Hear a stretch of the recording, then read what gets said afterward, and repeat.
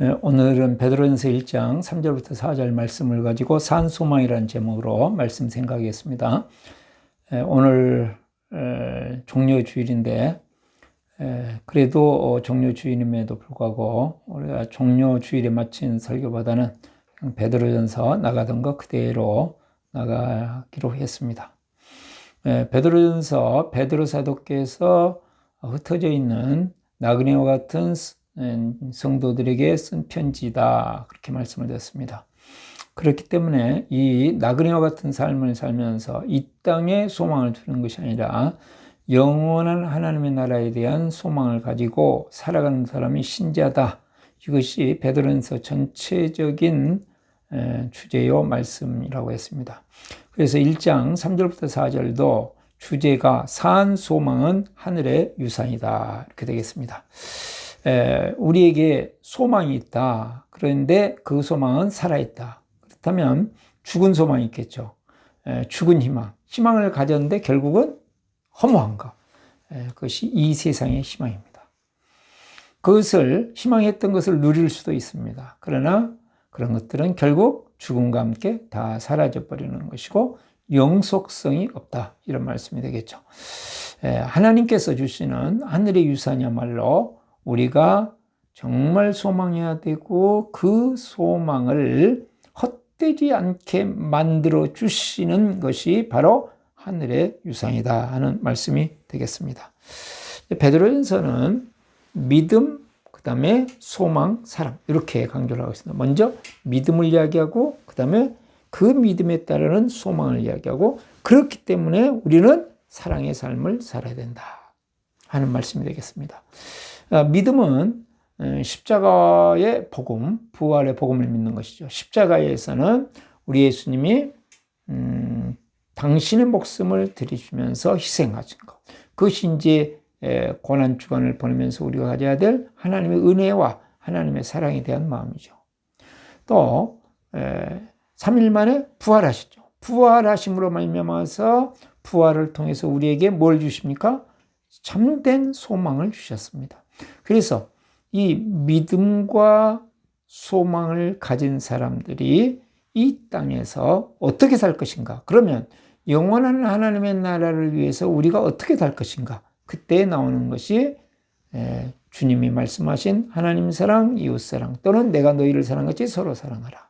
십자가의 사랑을, 부활의 생명을 실제적인 삶에 적용하면서 살아가는 그러한 삶이다. 그렇습니다. 우리가 이 땅에서 가지고 있는 이 세상 나라에 대한 것들은 결국은 사라질 것들이기 때문에 우리가 영원한 하나님의 나라를 소망하면서 정말 헛되지 않은 소망의 삶을 또 준비하는 삶을 살아야 되는데 그럼 우리가 어떻게 하늘의 영원한 이 유산을 바라보면서 희망찬 삶을 살 수 있을까 하는 것입니다. 세 가지로 생각해 보겠습니다. 첫 번째로 하나님의 긍휼을 확신합니다. 하나님께서 얼마나 우리를 불쌍히 여기신가 이것에 대한 확신입니다. 그러니까 하나님 앞에 섰을 때 우리가 뭐 대단하거나 잘나거나 그런 걸 내세울 수 있는 자가 아닙니다. 하나님의 불쌍히 여기심이 없이는 하나님 앞에 설 수 없는 자다. 그러므로 하나님의 긍휼로만이 하나님의 불쌍히 여기심만으로만이 우리는 하나님에 설 수 있는 자다. 그러므로 하나님께서 우리를 늘 불쌍히 여기시고 긍휼히 여기신다는 그런 확신을 가지고 있어야 됩니다. 그러니까 우리가 연약하고 부족하여 넘어지고 쓰러지지만 그런 확신을 가지고 살아라. 3절 말씀을 보시면 우리 주 예수 그리스도의 아버지 하나님을 찬송하리로다 그랬습니다. 우리 주 예수 그리스도의 아버지, 그 말씀 무슨 말씀일까요? 당신의 아들을 이 땅에 보내주신 하나님, 죄가 없는 분을 이 땅에 보내주셔서 우리의 죄를 대신해서 십자가에서 영원히 완전히 죄를 해결하신 그 하나님을 어떻게 해요? 찬송하리로다. 우리가 영원토록 찬양을 해야 될 것이고 아무리 찬양해도 부족한 하나님께서 우리를 향하신 이 무조건적인 사랑과 은혜 때문입니다. 그리고 이제 그의 많으신 긍휼대로 예수 그리스도를 죽은 자 가운데서 부활하게 하심으로 자, 그의 많으신 긍휼대로 하나님의 그 풍성한 긍휼하심 때문에 우리가 구원을 얻었다. 그죠? 우리가 뭔가를 가지고 하나님 앞에 나 이것 때문에 하나님 나라에 들어갈 수 있으며 이것 때문에 하나님의 은혜를 받을 만하며 하나님에게 요구할 수 있습니다. 그런 것이 아니고 우리에게는 어떤 인간적인 것도 개입할 여지가 없습니다. 그냥 불쌍히 여겨 주시옵소서 하면 됩니다. 그러므로 우리가 단점이 많고 여러 가지로 부족한 점이 많고 하나님 앞에서 넘어지고 쓰러진다 할지라도 하나님이 무조건적인 사랑과 무조건적인 은총을 확신하고 하나님 앞에 담대히 나가서 히브리서 4장 16절에 있는 말씀처럼 하나님의 은혜를 구하고 하나님의 도우심을 구하고 하나님의 지혜를 구하고 하나님의 능력을 구하면서 이 인생을 살아갈 수 있는 자이다. 그러니까 만약에 우리 자신의 어떤 것에 근거를 해버리면 우리의 확신은 우리의 믿음의 길이라는 것이 우리의 소망이라는 것이 흔들립니다. 내가 이렇게 살아가지고 뭘 하겠나 그렇게 되겠죠. 그러나 우리의 출발 자체가 하나님의 긍휼 때문이다. 하나님의 사랑의 가장 근본적인 사랑은 긍휼입니다. 불쌍히 여기심. 죄인을 향하신 하나님의 사랑의 근본은 불쌍히 여기심. 불쌍히 여기셔서 우리를 받아주시고 불쌍히 여기셔서 우리를 받아주신 다음에 우리를 용서하시고 그 다음에 우리를 치유하시고 우리를 훈련시켜 주시고 우리를 고맙게 생각하시고 우리에게 복을 주신 그 가장 근본적인 하나님의 마음의 근저에는 뭐가 있습니까? 긍휼이라는 게 자리 잡고 있다. 그래서 하나님께서는 언제는가는 이렇게 분노하시기도 하시고 징계하시기도 하시고 책망하시지만 결국은 모든 심판을 무엇이깁니까? 긍휼하심으로 말미암아서 우리가 그 모든 심판을 뛰어넘고 잘잘못을 뛰어넘어서 하나님 앞에 담대히 나갈 수 있는 하나님의 이 긍휼, 하나님이 얼마나 나를 긍휼히 여기시는가 이것에 대한 확신이 있어야 이 땅에 살면서 이 세상에 휘둘리지 않냐고 그 하나님의 사랑, 하나님의 은혜 안에 늘 머무르면서 영원한 하나님의 나라를 향하여 달려갈 수 있는 그런 자가 된다고 말이죠. 우리가 하나님의 뜻을 어느 때는 잘 모르고 넘어지고 쓰러지는 경우가 있습니다. 그럼에도 불구하고 다시 일어설 수 있는 것은 하나님이 우리를 향하신 근본적인 마음이 긍휼히 여기시는 마음이다 하는 것이죠. 우리가 부족하고 나약하고 연약하고 그래서 하나님 앞에 실수도 많이 하지만 그럼에도 불구하고 다시 일어날 수 있는 것은 하나님의 긍휼히 여기시는 사랑 때문입니다. 두 번째로 우리가 해야 될 정말 참된 희망을 가질 수 있는 것, 하늘의 유산을 기다리면서 두 번째는 부활의 생명을 적용합니다. 부활의 생명을 적용한다. 제가 자꾸 말씀을 드리지만 부활은 과거 예수님이 부활하신 사건, 앞으로 미래 부활할 것, 산 소망. 그러면서 이 미래의 소망을 바라보면서 오늘 우리의 삶의 부활을 실제적으로 적용하는 것입니다. 자, 3절 말씀을 보시면 그렇습니다. 우리 주 예수 그리스도의 아버지 하나님을 찬송하려다 그래놓고 그의 많으신 긍휼대로 예수 그리스도를 죽은 사람 가운데서 부활하게 하심으로 말미암아 우리를 거듭나게 하사 선 소망 있게 하시며 산 소망을 주셨는데 그것은 부활로 말미암는 그래서 우리 앞에서 예수님이 증명해 보여주신 거죠. 우리의 소망이 헛되지 않음을 부활을 통해서 증명해 주시면서 또한 영원한 소망을 갖게 하시고 오늘 그 부활의 삶을 실제적으로 적용하면서 살도록 만드세요. 우리가 거듭난 것은 무엇으로 되어 있습니까? 부활의 생명으로 이루어졌다. 그렇게 말씀합니다.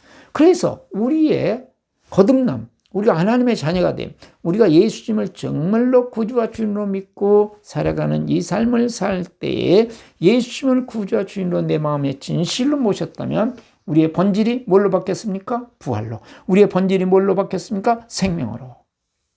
그러므로 우리 안에 계신 예수님이 우리의 삶에 나타나시기만 하면 모든 어둠과 사망은 무엇으로 바뀝니까? 생명으로 바꾼다는 확신을 가지고 살아야 된다는 것입니다. 다른 말로 하면 영원한 하나님의 나라를 이 땅에서도 우리가 맛보면서 체험하면서 살 수 있다. 그래서 우리는 부활의 생명을 기대하면서 살아가는 것입니다. 예수님께서 죽은 나사로를 살리신 사건을 보면 우리가 확실히 알 수가 있습니다. 자, 예수님께서 말씀하시기를 나는 부활의 생명이니 그렇게 말합니다. 나를 믿는 자는 죽어도 살고 살아서 나를 믿는 자는 영원히 죽지 않을 것이다. 이렇게 말씀을 하시죠. 그리고 어디로 가십니까? 나사로의 무덤으로 가십니다. 자, 예수님께서 마르다에게 이 말씀을 하신 것은 무엇입니까? 지금 나사로는 이미 죽었고 나흘이 되어 있고 냄새까지 납니다. 그러나 예수님께서는 기대하라 그 말씀이죠. 그랬더니 마르다가 이야기합니다. 마지막 날에 다시 살아날 겁니다. 아니, 오늘 기대하라. 오늘. 그래서 우리는 우리의 모든 삶의 여정 속에서 완전하지는 않지만 시시때때로 하나님의 뜻을 따라 모든 어둠이 사망이 생명으로 바뀔 것에 대한 기대를 가지고 살아야 된다 하는 말씀입니다. 그리고 우리는 그 기대를 가지고 살기 때문에 정말로 기대한다면 감사하면서 기도하는 것입니다. 그것이 요한복음 11장 41절에 예수님께서 행하신 것입니다. 부활의 생명을 기대하면서 감사합니다. 아직 이루어지지 않았습니다. 그러나 계속 그것을 기대할 뿐만 아니라 이제는 감사로 표현하면서 이 기대하고 있다는 것을 감사로 표현하면서 적용하는 것이죠. 그렇게 될 때 어떻게 됩니까? 죽은 나사로가 예수님의 선포에 의해서 살아나오는 것을 봅니다. 다른 말로 하면 부활의 생명을 체험하는 것이죠.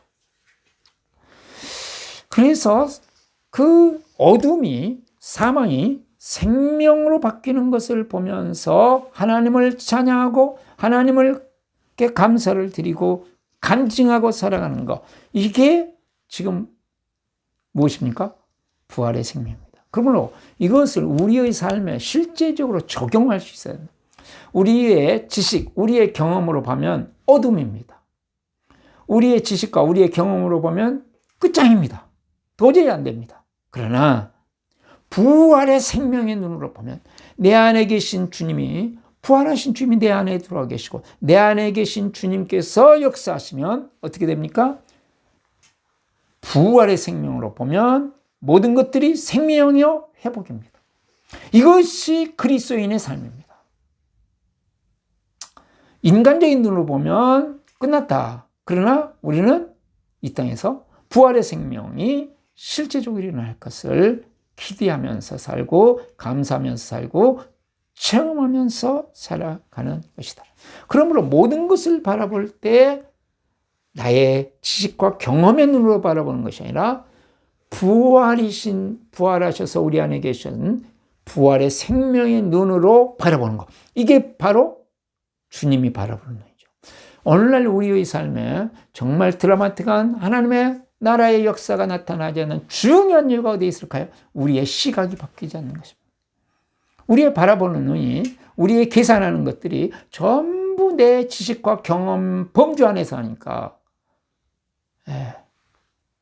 제자들이 예수님께서 세 제자를 데리고 변화산에 올라가 계실 동안에 그 아이가 귀신 들려서 그 아버지가 아이를 데리고 왔지만 어떤 능력도 행하지 못했죠. 능력이 안 나타난 거죠. 생명이 안 나타난 거죠. 회복이 안 나타난 거죠. 왜 그렇습니까? 예수님께서 믿음이 없는 세대라고 말했습니다. 믿음이 있다.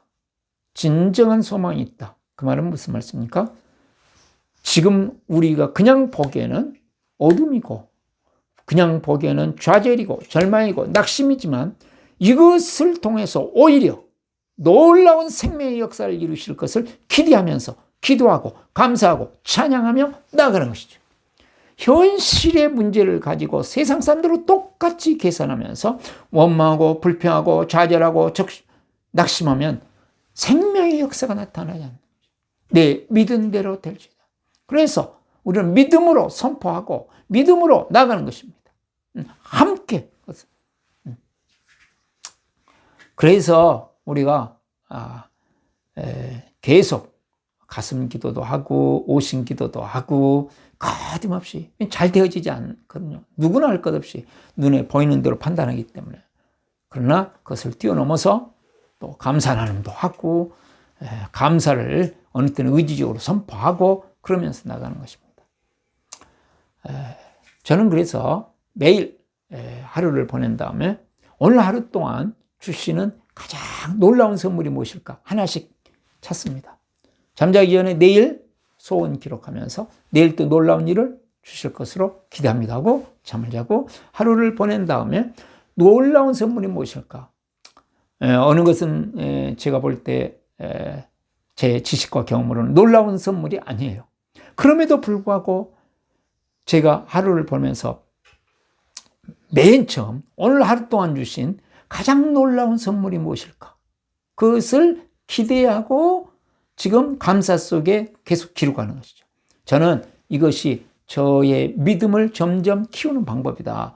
저의 믿음을 부활의 생명으로 모든 것을 바라보는 훈련으로 이렇게 하고 있습니다. 부활의 주님은 이런 믿음을 타고 이런 진정한 소망의 믿음을 가진 통해서 놀라운 역사를 이루실 것이라고 믿기 때문입니다. 세 번째로는 엄청난 유산을 기대합니다. 했어요. 4절 보시면 그 산 소망이 무엇이냐? 우리의 유산이 무엇이냐? 하늘에 간직된 그것이 무엇이냐 하면 썩지 않고 더럽지 않고 쇠하지 아니하는 유업을 있게 하시나니 곧 너희를 위하여 하늘에 간직하신 것이라 그랬습니다. 이제 미래 소망에 대해 산 소망에 대해서 말씀하시면서 썩지 않는다. 그것은 이제 썩는다. 그 말은 무슨 말입니까? 저 사람 썩었어. 그 말은 무슨 말? 변질됐다. 그 말이죠. 그러니까 변질되지 않는 소망, 변질되지 않는 영광, 변질되지 않는 가치, 그 다음에 더럽지 않고 그렇습니다. 정결하다, 향기가 난다, 순수하다. 그 말씀 아니겠어요? 더럽지 않고 변질되지도 아니하고 그 영광이 그 소망이 변질되지도 않고 그것이 더 아름답고 더 순수하고 깨끗해질 뿐만 아니라 그 다음에 쇠하지 아니하고 소멸되지 않는다. 지속된다. 다른 말로 하면 영원한다. 그 말 아니겠어요? 그 유업을 잊게 하신다. 그 유산을 우리에게 받게 하신다. 그랬어요? 그것은 어디입니까? 너희를 위하여 하늘에 간직하신 것이라. 하늘에 간직했다. 그 말씀은 무슨 말씀입니까? 이 땅의 것과는 비교되지 않는 것이다. 이 땅의 것과는 비교되지 않는 것을 하나님께서 준비하셨다. 이것을 바라봐라. 그 말씀이거든요. 바라보면서 기대하면서 준비하면서 살아가라. 그 말씀 아니겠어요? 이 땅의 것과는 질적으로 비교가 되지 않고 양적으로 비교되지 않고 안전한 것으로도 우리에 대한 안전 보장으로도 완전히 보장해 주시는 하나님. 그것을 보장해 주시라고 십자가에서 죽으시고 부활하심으로써 당신의 모든 것을 내놓고 증명해 보여주신 그 사건 아닙니까? 십자가 부활 통해서. 그러므로 이 놀라운 영원한 세계, 이 영원한 유산을, 이 어마어마한 유산을 기대하면서 우리는 살아가야 된다 하는 말씀이죠. 지금 어느 때는 이 땅에서 이렇게 내 기대대로 되지 않을 수 있습니다. 그러나 내가 기대했던 거 절대로 하지 않고 그것은 씨앗입니다. 매일매일 내가 부활의 생명으로 봤던 것이 믿음이고요. 부활의 생명으로 내가 믿음으로 취했던 것들이 지금 나타나지 않았다면 그것은 다음에 주님 앞에 서는 그날 더 찬란한 영광으로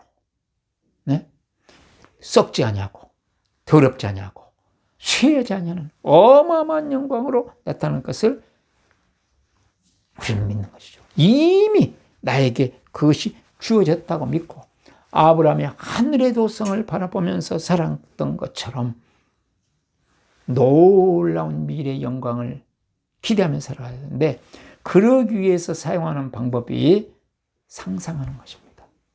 하나님의 나라에서 우리 가족과 함께 놀라운 하나님의 세계에서 우리 목장 식구들과 함께 거기서 같이 즐기고 기뻐하고 즐거워하고 영광스럽게 사는 모습을 상상할 때 이게 마음에 기대가 되어집니다. 정말 하나님께서 우리에게 이미 보장해 주셨고 보증해 주셨고 하신 이 놀라운 산소망,